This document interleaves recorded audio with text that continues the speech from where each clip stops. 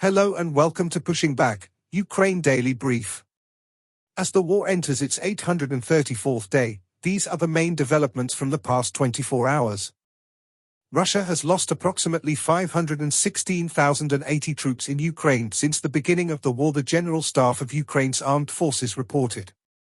The number, which has not been independently verified, includes 1,080 casualties over the past day. According to the released Ukrainian figures, Russia lost 6 tanks, 20 armored combat vehicles, 64 artillery systems, 2 air defense systems, 40 drones, 1 boat, 56 vehicles, and 8 pieces of special equipment. The official U.S. Department of Defense announced a new military aid package for Ukraine valued at $225 million. The update from the General Staff of the Armed Forces of Ukraine. The enemy launched 73 combat clashes. The Russians carried out 1 missile strike and 35 airstrikes, including 58 anti-aircraft missiles on the territory of Ukraine. They also used 477 kamikaze drones and carried out 2,734 attacks on the positions of Ukrainian troops and settlements using various types of weapons. In its latest intelligence update, the Institute for the Study of War, Russian President Vladimir Putin sought to repackage long-standing, tired threats about direct confrontation with the West by claiming that Russia will provide long-range strike capabilities to unspecified actors for strikes against the West. Putin's threat aims to influence Western decision-making about Ukraine's ability to strike military targets within Russia using Western-provided weapons, but notably does not threaten escalation in Ukraine or through direct confrontation, suggesting that the Kremlin may be adjusting to select Western perceptions about the credibility of such Russian threats.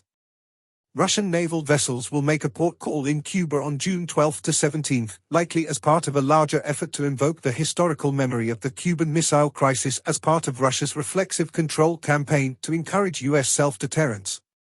Putin inadvertently indicated on June 5 that Russian forces may be suffering roughly 20,000 monthly casualties in Ukraine, which, if accurate, would be roughly equal to or just below the number of new personnel that Russia reportedly generates per month.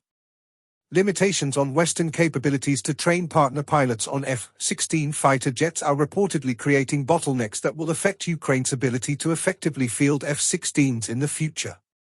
French authorities are investigating multiple recent pro-Russian sabotage and societal influence operations in France amid continued Russian hybrid war measures against NATO states and France aimed at weakening support for Ukraine. The Russian Investigative Committee announced the arrest of a French citizen on June 6 following the early June arrest in France.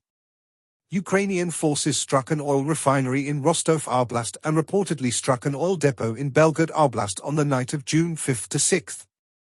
Ukrainian Verkhovna Rada Committee on Human Rights, Deoccupation, and Reintegration Deputy Chairperson Ruslan Horbenko estimated that the Ukrainian military will recruit roughly 120,000 personnel in 2024.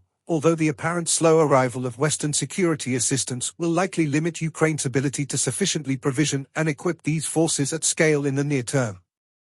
Russian and Taliban officials expressed interest in bilateral cooperation, indicating that Russia will likely soon delist the Taliban as a prohibited organization in Russia.